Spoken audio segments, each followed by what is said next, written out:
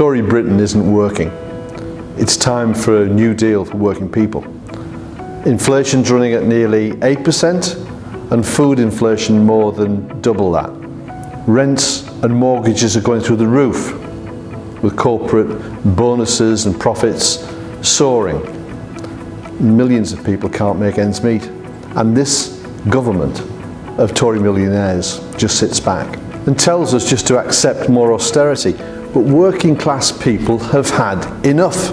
They're fighting back, demanding fair pay and not real terms cuts. We're seeing levels of industrial action from trade unions that we haven't seen in decades, and they're securing real wins. But workers shouldn't have to fight this hard.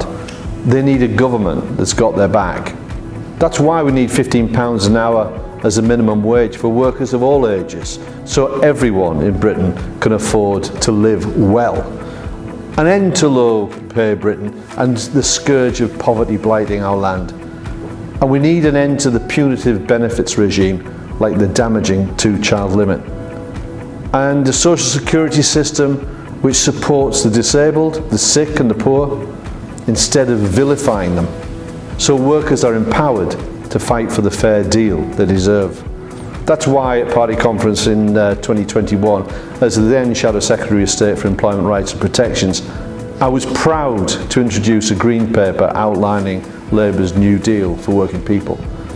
The paper outlines how from day one a Labour government will strengthen workers' rights and make Britain work for working people, with commitments to ban zero-hour contracts, to end bogus self-employment statuses, outlaw fire and rehire, and grant every worker full employment rights from day one. And while I'm glad that the Labour leadership has committed and recommitted to this important package, we need to make sure that we have the complete implementation of the employment rights paper. This means within the first 100 days of forming the next Labour government, Labour should repeal anti-trade union legislation, including the 2016 Trade Union Act.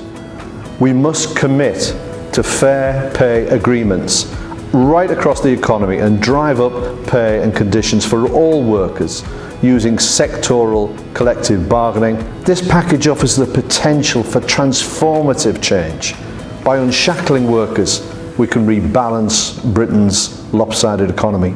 So if you want Labour to empower Labour, if you want to see workers' rights restored, if you want a new deal for working people, then sign this petition and share this video.